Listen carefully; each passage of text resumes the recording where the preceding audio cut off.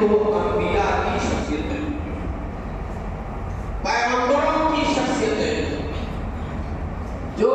جنہوں نے اللہ کا پیغام من و عن امت تک پہنچا۔ حضرت آدم علیہ السلام سے لے کر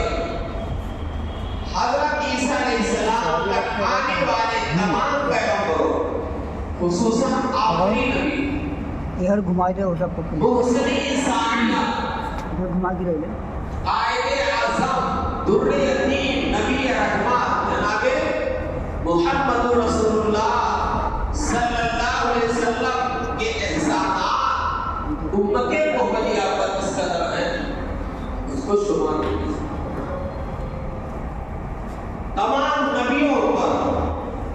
ہم لاکھوں کروڑوں اربوں خربوں درود و سلام بھیجتے ہیں،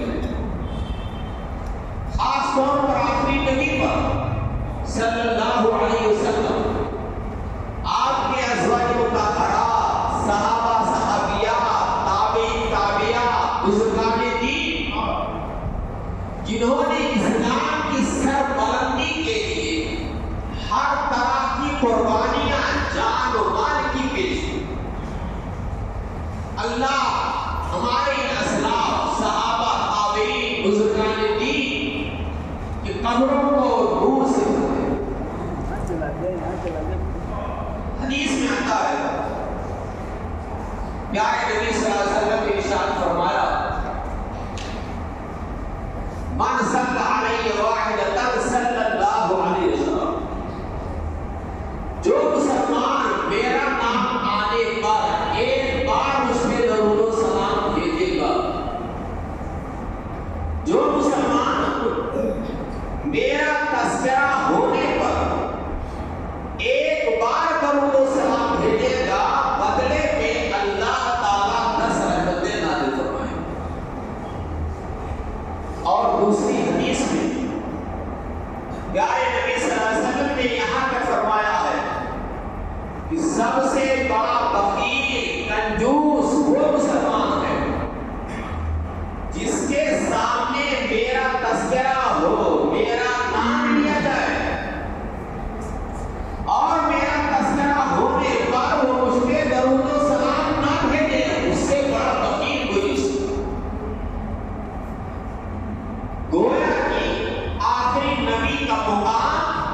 اونچا ہے، بلند ہے، عرفہ۔ آپ سید الانبیاء ہیں، خاتم الرسول ہیں۔ صحیح بخاری کی حدیث ہے لا نبی بعدی، میرے بعد اب قیامت تک کوئی نبی نہیں آ سکتا۔ ایسے آخری نبی پہ ہم درود و سلام کیوں نہ بھیجیں جس کے بھی احسانات بے شمار۔ اس آخری نبی کے ذریعے سے جو دین ہم کو ملا، دین اسلام جو تمام ادیان میں سب سے بہتر اور اللہ کے نزدیک محبوب اور ممکن دلیل ان الدین عند اللہ الاسلام، اس آخری نبی کے ذریعے سے ہم کو ایک